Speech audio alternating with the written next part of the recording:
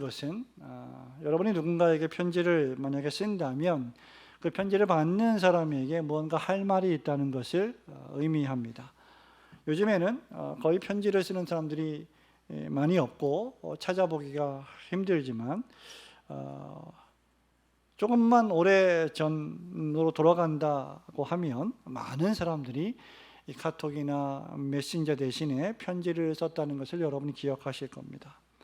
신약 성경의 절반도 역시 편지로 기록이 되어 있다는 것을 기억하실 수 있을 겁니다. 바울의 13개의 편지와 더불어서 그 절반 이상의 편지로 기록이 되었는데 사도 요한의 서신서들, 또 베드로 전후서 서신, 야고보 서신, 히브리서 서신 모두 다 각자가 할 말을 담고 있습니다.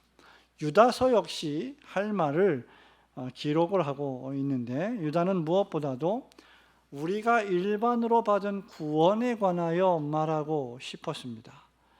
유다는 3절에 보니까 사랑하는 자들아, 독자들을 사랑하는 자들아 라고 친근하게 부르므로 마치 아버지가 그 사랑하는 자녀를 매우 사랑스럽게 호칭하며 부르듯이 그렇게 교회와 성도들을 향해서 그가 하고자 하는 이야기가 매우 귀하고 소중하고 사랑스러운 것임을 암시하고 있습니다. 그것은 바로 우리가 일반으로 받은 구원에 관한 것입니다. 여기 일반으로 받은 구원이라고 하는 말은 우리가 함께 받은 구원, 우리가 공통적으로 받은 구원을 의미합니다. 구원이라는 것은 하나님의 은혜로 허물과 죄로 죽었던 우리의 죄를 하나님께서 용서하시고 다시 살려주시고 죽음과 형벌에서 면제된 상태를 가리킵니다. 그리고 하나님의 은혜로 이런 구원을 받은 신자는 그 구원을 지금 현재 우리의 영혼 속에 소유하고 있으며, 또 이런 구원을 받은 신자는 그 구원을 매일매일 이루어가야 하며 마지막 날에 그 구원이 완전히 성취될 것임을 잘 알고 있습니다. 바울은 에베소서 2장 5절에서 허물과 죄로 죽은 우리를 그리스도와 함께 살리셨고 너희는 은혜로 구원을 받은 것이라고 말하고 있습니다.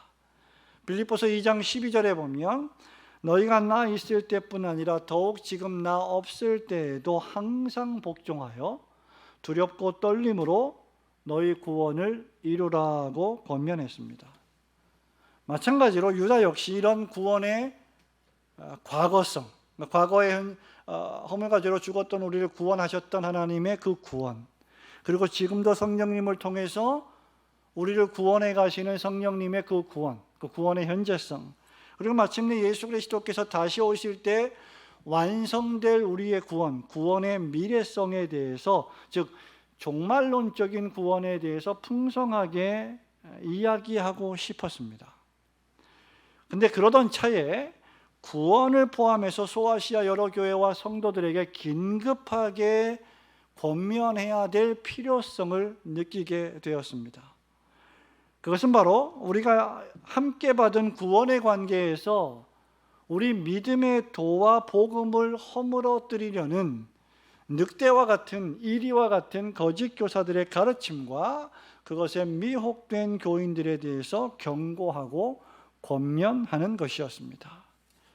3절과 4절은 우리에게 두 가지를 교훈해 주고 있습니다. 우선 첫째로 유다는 하나님께서 성도들에게 단번에 주신 믿음의 도를 위해서 그들이 매일매일 힘써 싸워야 할 것을 권면하고 있습니다. 우리 3절 말씀을 한 번 더 같이 읽어볼까요? 시작. 사랑하는 자들아, 우리가 일반으로 받은 구원에 관하여 내가 너희에게 편지하려는 생각이 간절하던 차에 성도에게 단번에 주신 믿음의 도를 위하여 힘써 싸우라는 편지로 너희를 권하여야 할 필요를 느꼈노니. 아멘.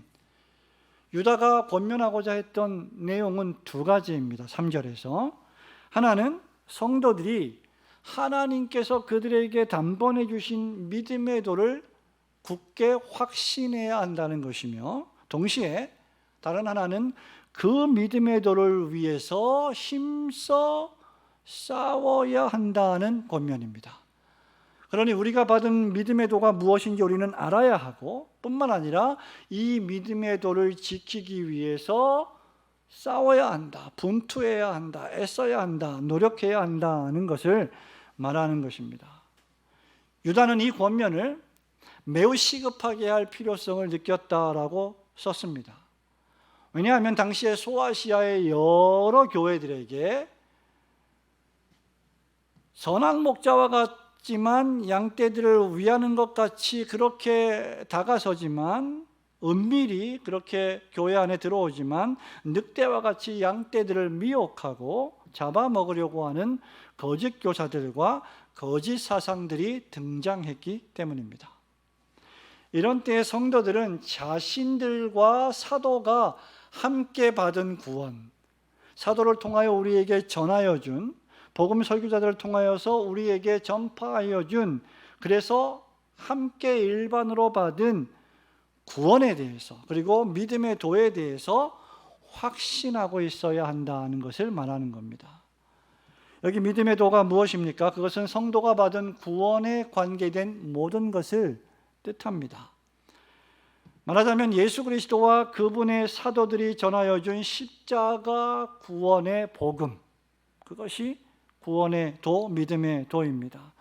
하나님의 아들이신 예수 그리스도께서 사람의 몸을 입고 이 땅에 오신 성육신으로부터 시작해서 그분이 여러분을 위하여 고난당하심, 여러분의 죄 때문에 십자가에 달려 피를 흘리심, 그리고 죽으심, 그리고 그 죽음에서 사흘 만에 다시 죽음을 이기시고 살아나신 부활하심, 오직 그것을 믿음으로 말미암아 얻는 구원, 그리고 그리스도의 재림을 통해 하나님의 나라가 완성될 천국, 그때까지 이 세상에서 신자는 거룩하고 경건하게 살아가야 하는데, 그 거룩하고 경건하게 살아갈 때 하나님의 말씀의 방식으로 살아가야 하는 것, 이 모든 것들이 지금 유다가 말하는 믿음의 도입니다. 성도는 하나님께서 단번에 주신 이 믿음의 도를 말씀을 통해서 굳게 믿어야 하고 확신해야 합니다. 여러분, 이것을 여기 성도에게 단번에 주셨다라고 했는데, 이 단번에 주셨다는 말씀의 의미는 단 한 번 주셨다, 그리고 한 번으로 충분하다는 것을 뜻합니다. 다른 보충이나 그것이 좀 부족해서 더 채워야 한다거나 그것이 좀 잘못돼서 수정을 하고 개정을 해야 한다는 것을 전혀 의미하지 않습니다. 한 번에 완전하게 주신 믿음의 도를 뜻합니다. 예수 그리스도 외에 구원을 얻을 만한 다른 믿음의 도를 우리에게 주신 일이 없음을 의미합니다. 예수님은 날 위하여 구원을 확보하셨고, 이제 그 구원을 내가 받을지 말지는 내가 결정하고, 내 믿음의 여하에 따라서 내가 구원받을 수도 있고 구원을 받지 못할 수도 있다고 말하는 것은 반쪽짜리 구원입니다. 예수께서 날 위하여 십자가에 달려 돌아가셨고 구원을 성취하셨고, 예수께서 날 위하여 그 구원을 성령님을 통해서 적용시키시고, 마침내 그 구원을 주님 다시 오실 때까지 확실하게 지켜주실 것입니다. 우리 안에 선한 일을 행하신 하나님께서 그리스도 예수 안에서 그분이 다시 오실 때까지 그 믿음을 지키신다고 말씀이 우리에게 교훈해 주고 있습니다. 예수님의 구원은 단번에 주신 구원이요, 완전한 구원입니다. 여러분들이 이 구원의 도, 믿음의 도를 부지런히 알고 확신해야 한다. 왜냐하면 여러분들이 이런 것들을 모르면 교회 안에 은밀히 또는 가만히 들어온 몇몇 사람들 또는 이단들의 공격에 속수무책으로 공격을 당할, 그리고 그 믿음을 잃어버릴 위험에 처할 수 있기 때문입니다. 그러므로 유다는 둘째로 이 믿음의 도를 위해서 힘써 싸우라고 권면을 하는 것입니다. 여러분들이 말씀을 통하여 우리가 받은 이 믿음의 도를 열심히 읽고 공부하고 연구하고 묵상하고, 주일 설교를 통하여, 수요 설교를 통하여, 교리 공부를 통하여, 또 성도들과의 묵상과 나눔과 교제를 통하여 이 믿음의 도를 확신해야 하는데, 그 다음에 해야 할 일이 이 믿음의 도를 위해서 싸워야 한다. 여기 힘써 싸우라는 이 단어는 바울이 종종 사용했던 단어인데요, 전쟁 용어입니다. 그리고 또 운동 경기하는 선수들이 주로 사용하는 용어입니다. 이것은 엄청나게 분투하는 노력을 가리킵니다. 여러분이 잘 알고 있는 사도 바울의 유명한 유언과도 같은 말씀인 디모데후서 4장 7절에 보면 바울이 자신이 선한 싸움을 어떻게 했다고요? 싸웠다고 했습니다. 선한 싸움을 즐겼다가 아니라 그냥 여유 있게 관람했다가 아니라 싸웠다라고 했습니다. 그리고 달려갈 길을 마치고 믿음을 지켰다. 그러니 사도 바울이 자신에게 주신 하나님의 사명을 감당할 때 그 사명의 길을 달려가야 했고, 달려가면서 믿음을 지켰어야 했는데, 그 하나님이 주신 사명을 수행하기 위해 믿음의 경주를 달려갈 때 필요한 것이 무엇이었냐면 싸우는 것이었습니다. 선한 싸움을 싸우는 것. 베드로전서 3장 15절에 보면 너희 마음에 그리스도를 주로 삼아 거룩하게 하고 너희 속에 있는 소망에 관한 이유를 묻는 자에게는 대답할 것을 항상 준비하되 온유와 두려움으로 하라고 했습니다. 다시 말하면 안 믿는 사람들이 우리들에게, 또는 하나님의 말씀을 잘 모르는 사람이 우리들에게 우리가 받은 구원이 뭔지, 천국의 소망이 뭔지, 이 땅이 왜 만들어졌는지, 하나님의 나라와 천국과 지옥이 왜 존재하는지, 이 모든 것들을 물어볼 때 그 물어볼 질문에 대한 대답할 말을 우리가 가지고 있어야 한다는 겁니다. 그러려면 아까 말씀드린 것처럼 여러분들은 부지런히 말씀을 읽고 공부해야 합니다. 그리고 그 말씀을 읽고 공부할 때 바울처럼 선한 싸움을 싸우듯이, 전쟁을 수행하듯이, 운동 경기에서 달려가듯이 그 일을 해야 한다는 것을 말합니다. 유다는 그리스도와 사도들이 성도들에게 전하여 준 구원의 복음을 믿고 그것을 지키기 위하여 전쟁하듯이, 달리기 하듯이 힘써 노력하고 분투하라고 권면하는 것입니다. 성도 여러분, 한번 생각해 보십시오. 우리가 하루를 살아가고 일주일을 살고 한 달을 살고 1년을 사는데, 그 살아가는 시간 동안에 우리가 종일 먹고 살기 위하여 투자하는 시간과 돈과 비교해 볼 때, 비례해 볼 때 하나님의 말씀을 읽고 기도하며 영적 싸움을 싸우는 일에 드리는 시간과 돈은 턱없이 부족한 것을 우리는 느끼게 됩니다. 그렇기 때문에 바울이 이렇게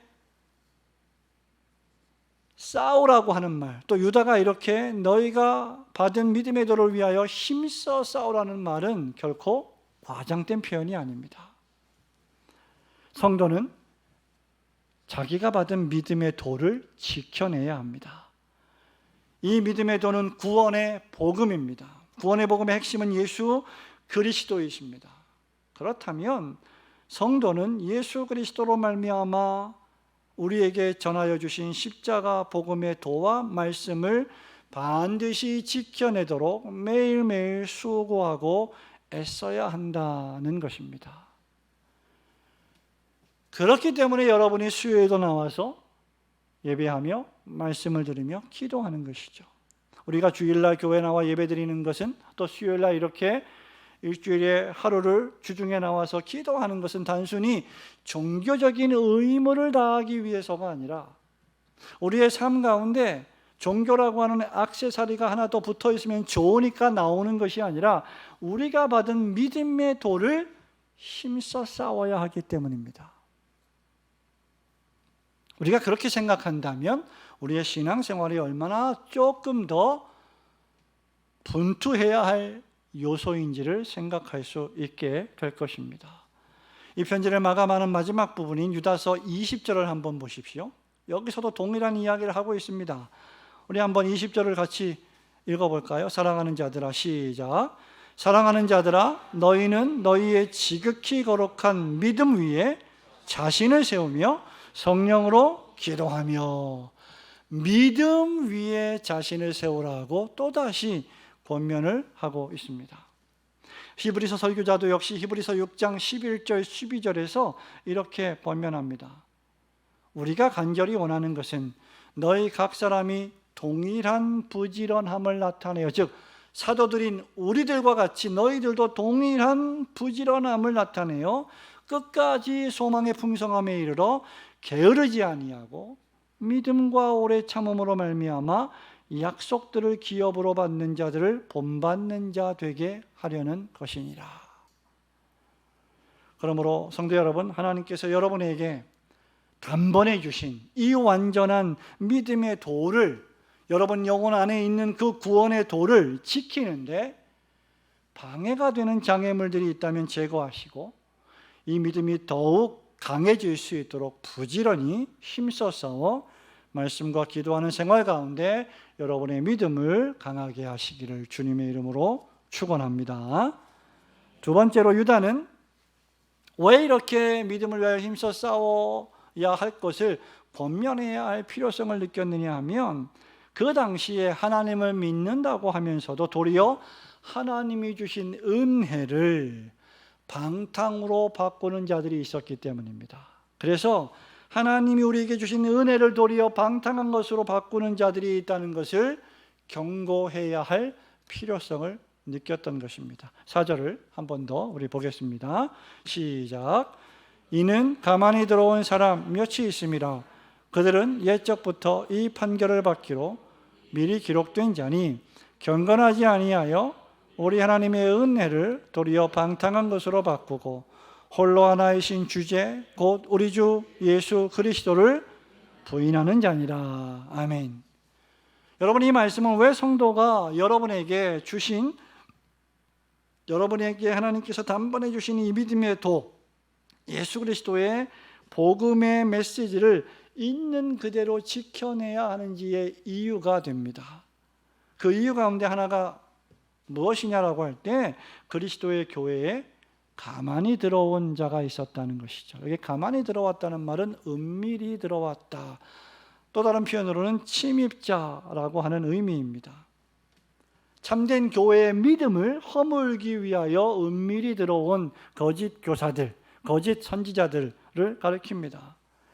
교회에 은밀히 들어가 그리스도의 복음을 변하게 하려는 거짓 교사들의 가르침을 뜻합니다. 오늘날의 어떤 그런 표현대로 하자면 신천지의 교인들이 참된 교회 속에 들어와서 그 교회의 믿음을 허물기 위해서 활동하는 것을 의미할 수도 있을 것입니다. 여러분, 이런 일들은 오늘날 우리 시대에만 존재하는 것이 아니라 2000년 전에도 존재했던 것이죠. 갈라디아서 1장 7절에 보면 바울은 이것을 매우 강력히 정죄하면서 다른 복음이다 라고 말합니다. 6절 7절이죠. 그리스도의 은혜로 너희를 부르신 이를 이같이 속히 떠나 다른 복음 따르는 것을 내가 이상하게 여기노라. 다른 복음은 없나니 다만 어떤 사람들이 너희를 교란하여 그리스도의 복음을 변하게 하려 함이라. 다른 복음이 무엇이냐라고 할 때 예수 그리스도의 십자가 구원의 복음인 것 같은데 그것을 변제시키는 것, 그게 다른 복음입니다. 우리 예수님이 마태복음 7장 15절에서요 너희가 거짓 선지자들을 삼가라 말했습니다. 거짓 선지자들을 조심해라, 주의해라. 그들은 양의 옷을 입고 너희에게 나오나 속에는 노략질하는 일이라고 하셨습니다. 우리 예수님은 양의 옷을 입고 다정하고 부드럽고 편안하게 다가오지만 속은 영혼을 황폐하게 만드는 이리요 늑대를 조심하라고 이미 경고하셨습니다. 사도 베드로가 베드로후서 2장에서 이런 자들의 특징을 묘사하는데 그들은 호색하고 음란하며 육체를 따라 더러운 정욕 가운데로 행하며 불의하고 낮에 즐기고 노는 것을 기쁘게 여기는 자라고 기록하고 있습니다. 그리고 동시에 유다도 역시 본문 4절에서 이런 자들의 특징을 세 가지로 묘사합니다. 첫째, 그들은 경건하지 않습니다. 그들은 경건을 싫어합니다. 거룩하고 경건한 삶과는 전혀 거리가 멉니다. 교회에 나와도 그냥 종교 생활을 할 뿐이지 거룩하고 경건을 추구하기 위해서 교회에 나오지 않습니다.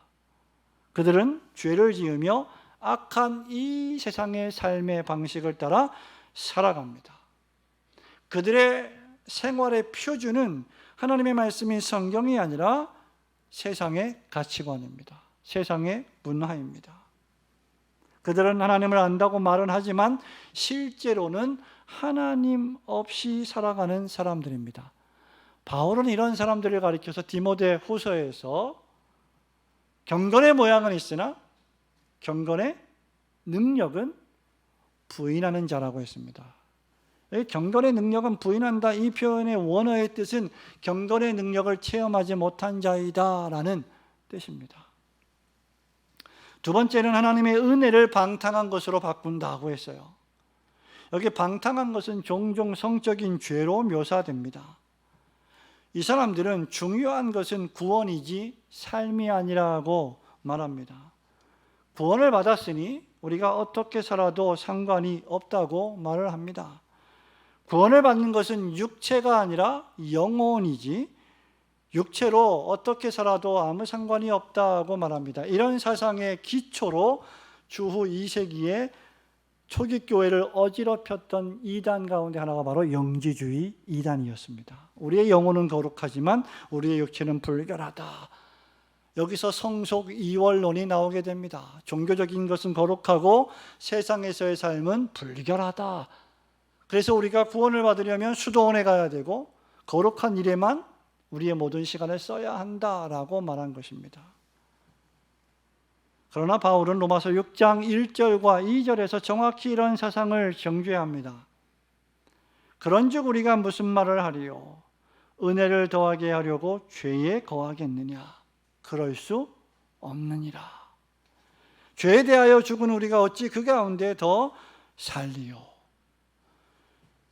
유다는 마지막 세 번째에 이런 방식으로 홀로 하나이신 주제이신 우리 주 예수 그리스도를 부인한다라고 했습니다.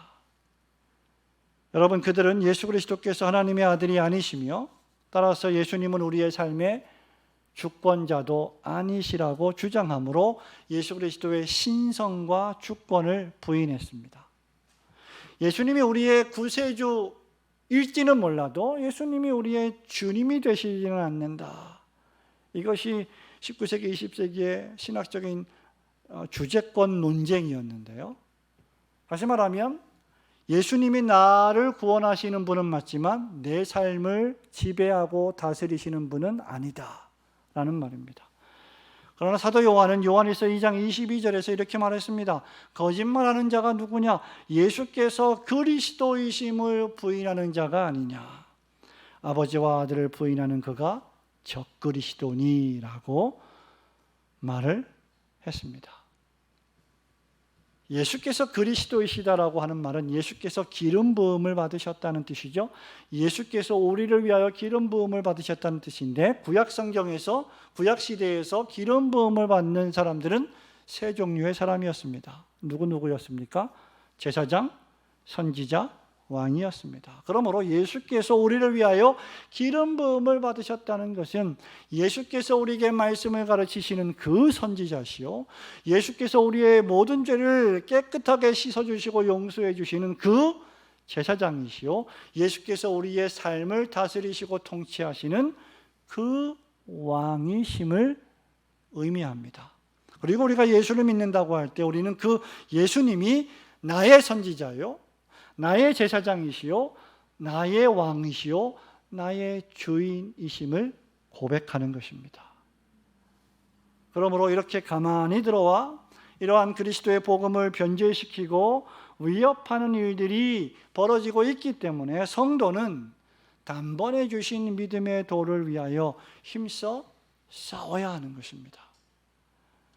예수님 시대에도 한번 생각해 보십시오. 사도 시대에도 이런 거짓 선지자들이, 거짓 사상들이, 이단들이 교회에 가만히 들어왔다면 오늘날 우리 시대에는 얼마나 더 그러하겠습니까? 그러므로 우리는 항상 깨어 근신하시고 말씀을 붙들고 기도하심으로 하나님의 은혜를 방탕으로 바꾸는 이 타락한 시대에 여러분에게 단번에 주신 이 소중한 믿음의 도를 위하여 힘써 싸우시는 성도들 되시기를 주님의 이름으로 축원합니다. 성도 여러분, 말씀을 맺습니다. 예수 그리스도의 제자 유다는 오늘 우리에게 단번에 주신 믿음의 도를 위해서 힘써 싸우라고 권면했습니다. 짧지 않은 목회의 경험, 또 가르치는 교수 사역의 경험으로 볼 때 꼭 그렇게 보지 않아도 우리가 그냥 인생을 살아가는 평범한 인생의 그런 경험으로 볼 때도 우리가 가만히 있는다고 성장하거나 자라지는 않습니다. 갓난아이가 태어나서 그냥 저절로 가만히 있는다고 자라지 않습니다. 오히려 그렇게 놔두면 병약하고 아프고 죽을지도 모릅니다. 그렇기에 엄마 아빠의, 부모의 지극정성한 돌보심이 필요한 것이죠. 씻겨주고 먹여주고 입혀주고 잠을 재워주고 그렇게 해야 건강하게 자랄 수 있습니다. 마찬가지로 우리의 믿음도 가만히 있는다고 저절로 강해지지 않습니다. 만약에 그렇다면 신약 성경에서 또 바울 서신에서 여러 서신에서 근신하라, 깨어라, 기도하라, 절제하라, 인내하라, 달려라, 믿음을 지켜라, 이런 용어들은, 이런 명령들은 필요 없었을 것입니다. 우리는 이 믿음을 지키기 위해 싸워야 하고 달려가야 합니다. 오늘날 입술로는, 말로는 하나님을 믿는다고 고백하지만 삶을 통해 예수님을 부인하는 사람들이 참 많습니다. 정치, 경제, 사회, 문화 여러 유명 인사들 중에도 이런 사람들이 있습니다. 말로는 예수님을 자신의 구주라고 주인이시라고 고백하지만 실제 삶 속에서는 예수님을 자신의 주인으로 모시지 않습니다. 예수님을 자신의 재산의 주인으로, 자신의 지식의 주인으로, 자신의 감정의 주인으로 모시지 않습니다. 하나님의 말씀대로 준행하지 않는 삶의 모습이 그것을 증명합니다. 그래서 하나님의 은혜를 도리어 죄를 지을 기회로 삼고 방탕으로 바꾸어 버립니다. 이런 세상 속에서 참된 성도들은 우리 예수님 말씀처럼 소금으로 부패를 막고 빛으로 어두움을 밝히셔야 합니다. 한편으로는 우리가 함께 받아 누리는 그 구원의 복음을 굳게 확신하고, 다른 한편으로는 우리가 받아 누리는 그 믿음의 도를 위하여 부지런히 분투하며 더욱 깨어 근신하며 살아야 할 것입니다. 우리는 살아도 주를 위하여 살고 죽어도, 죽는 순간에도 주를 위하여 죽어야 하는데, 이유는 바울의 로마서 14장 8절에서 말한 것처럼 우리가 사나 죽으나 주님의 것이기 때문입니다. 그러므로 여러분, 부지런히 지금 읽고 있는 리딩 지저스 뿐만 아니라 그보다 더 많이 부지런히 말씀을 가까이 하시고 그 말씀이 여러분을 다스리고 지배하게 하십시오. 또 그 말씀대로 준행하며 실천하며 하루하루를 살아가도록 애쓰십시오. 그리고 이 모든 일에 기도를 더하십시오. 그래야하면 지금껏 그러셨던 것처럼 오늘도 내일도 앞으로도 하나님의 은혜의 복음을 기뻐하고 즐거워하며 여러분의 삶 속에서 하나님의 자녀로 살아가는 기쁨을 우리 하나님께서 더욱 부어 주실 것입니다. 여러분이 받은 믿음의 도를 위하여 힘써 싸우시는 성도들이 되시기를 주님의 이름으로 축원합니다.